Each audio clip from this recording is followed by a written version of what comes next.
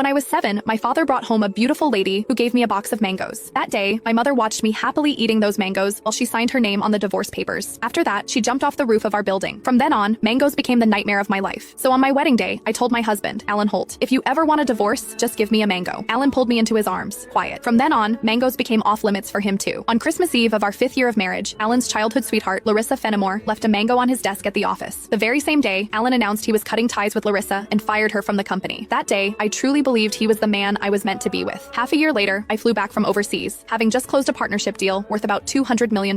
At the celebration dinner, Alan handed me a drink. After I had finished half the glass, his so-called childhood sweetheart, the woman who had been kicked out of the company, stood behind me with a big grin and asked, "Does the mango juice taste good?" I stared at Alan in disbelief, and he was trying hard not to laugh. "Don't be mad. Larissa insisted I played a little joke on you. I didn't actually give you a mango. I just gave you a bottle of mango juice. But I think she's right. The fact that you don't eat mangoes is a real problem. You were really enjoying that juice just now." My face went cold. I lifted my hand and threw the rest of the mango juice in his face, then turned around and walked away. Some things are never a joke. I wouldn't kid around with mangoes or divorce. Ms. Mendez, your stomach condition flared up again because of stress and emotional triggers. If there's something you really don't like to eat, you mustn't force it down again. The next time might not just be a stomach ache. We might have to remove part of your stomach. Stay in the hospital for observation for 1 day and contact your family as soon as you can. When I heard the doctor say that, I went completely quiet. For the sake of a new project, I had been overseas for 39 straight days, working day and night, and I finally made it back in one piece. I never expected that at the celebration dinner, one glass of mango juice from Alan would land me right in a hospital bed. Out of habit, I tapped open my pinned chat on WhatsApp, typed 2 words, and then realized something felt off. Looking closely, I confirmed that it was Alan Holt. He had just changed his profile picture. Now, it was a green mango. While I was staring blankly at the chat window, Alan's call came through. He sounded cold. "I'm already home. Where are you?" I said nothing. Any other time, I would soften my voice and act like a spoiled little girl with him. But tonight, I honestly didn't know what to say. Alan sounded annoyed. "Myra, how long are you planning to keep this up?" "I'm at the hospital." Alan went quiet. He had never shown much interest in my health. He would never have guessed that one glass of mango juice from him would send me straight to the emergency room. "Stay put at the hospital. I'm coming over right now." I didn't want to deal with him, but my body was so weak that I didn't feel like moving at all. Time dragged by. The doctor came in to check on me 3 different times, and Alan still didn't show up. Right before I went to sleep, I glanced at my phone one last time and saw Larissa Fenimore's new post on her social feed. Every time I get hurt, my knight in shining armor shows up. I'm so lucky. The picture under it was a shot of Alan putting a bandage on her. Larissa's profile picture was a yellow mango. It was pretty, but it made me sick. Alan and I had known each other for 10 years, and he had always known exactly where my bottom line was. After so many years in business, he also knew perfectly well how to keep a proper distance from other women. But now, he kept crossing that line again and again. In that case, our marriage and the newest project I had negotiated no longer needed to exist. I had closed a $200 million